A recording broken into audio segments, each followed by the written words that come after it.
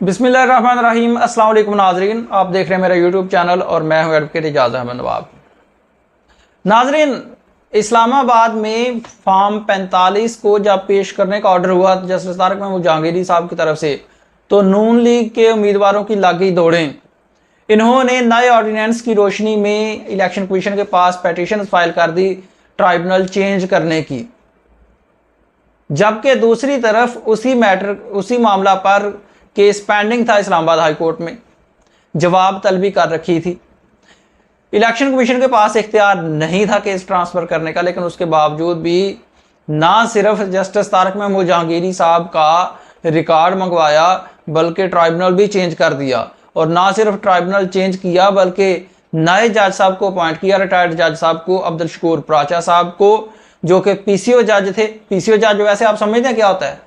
PCO जज वो थे जिन्होंने जनरल परवेज मुशर्रफ साहब के मार्शल लॉ के दौर में जजेस का बतौर हाई कोर्ट के जज का हल्फ उठाया था।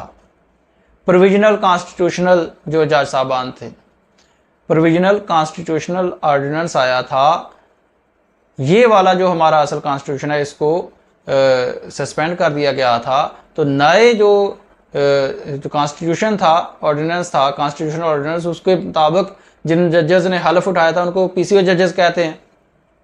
तो वो जनाब मार्शल लॉ के दौर में जज का हल्फ उठाने वाले अब्दुल शकूर प्राचा साहब, जिनको बाद में चीफ जस्टिस इफ्तिखार चौधरी के दौर में करप्शन के इल्ज़ामात पर, उन पर जब करप्शन का रेफरेंस फाइल हुआ तो उनको ये ऑप्शन दी गई कि या तो आप रेफरेंस का सामना करें, फेस करें, या फिर आप रिज़ाइन करें। तो जनाब अब्दुल शकूर प्राचा साहब ने रिज़ाइन कर दिया था। अब उनको लगा दिया जज इलेक्शन ट्राइब्यूनल का, इलेक्शन कमीशन ऑफ पाकिस्तान की तरफ से।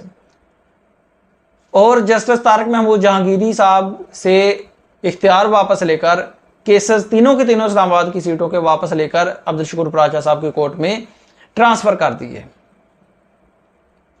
उसके खिलाफ रिट फाइल हो गई इस्लामाबाद हाई कोर्ट में, वो चैलेंज हो गए और वो होने ही होने थे।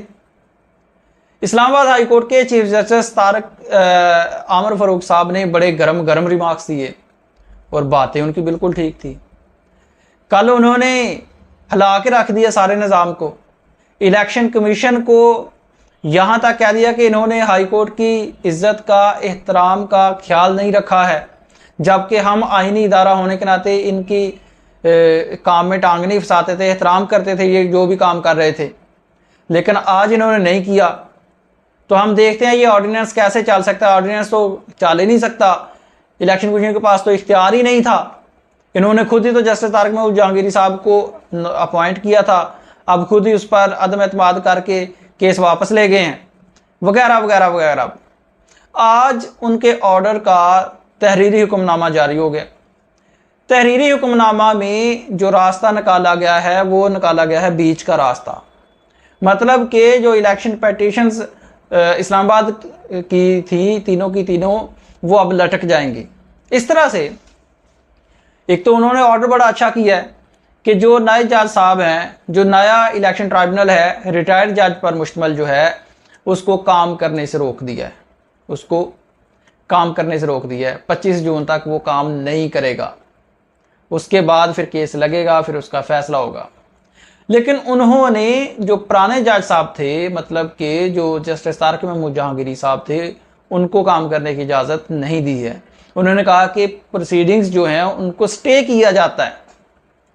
अगर तो जो नोटिफिकेशन हुआ था नए जज के अपॉइंट करने का और केस ट्रांसफ़र करने का, अगर तो उनका ऑपरेशन सस्पेंड कर दिया जाता, मुअत्तल कर दिया जाता, फिर तो पहले जज साहब काम करते। लेकिन किया यूं है कि उनको स्टे कर दिया है कि नए जज साहब काम ना करें, जबकि पुराने जज साहब भी अब काम नहीं कर सकेंगे। तो ये निकला है दरमियान का रास्ता। अब पाकिस्तान है, बाज़ का तो फैसले हफ्तों में हो जाते हैं, बाज़ का तो फैसले सालों में भी होते हैं। देखना ये है कि अब इस केस का बनता क्या है। लेकिन जस्टिस आमर फारूक साहब ने जो रिमार्क्स दिए थे उनके मुताबिक ऑर्डर तो पास कर दिया है, लेकिन ये एक अब दरमियान का रास्ता निकल आया है, क्योंकि ना तो नए जज साहब काम करेंगे, ना तो पुराने जज साहब काम करेंगे, तो ये मैटर लटक भी सकता है। बहरहाल उन्होंने ये एक बड़ा ही अच्छा फैसला दिया है और साथ ही साथ में अंजम अकील साहब को तौहीन अदालत का नोटिस भी जारी कर दिया है कि आपने जस्टिस तारिक महमूद जहांगीरी के ख़िलाफ़ ये फ़लाँ नामनासब गैर मुनासब इल्ज़ामात लगाए हैं, अगर आप साबित नहीं कर पाए तो आपको जेल जाना पड़ेगा। ये एक सख्त आर्डर किया है।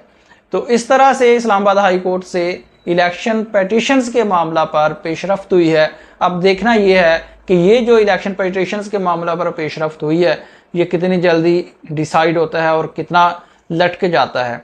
बहरहाल अभी तक नून लीगी जो MNAs हैं उनको लेने के देने पड़ गए हैं। इलेक्शन कमीशन के पास गए थे कि हमें फॉर्म 45 से बचा लो, जबकि इस्लामाबाद हाई कोर्ट ने तौहीन अदालत का नोटिस भी जारी कर दिया है। शुक्रिया। अल्लाह।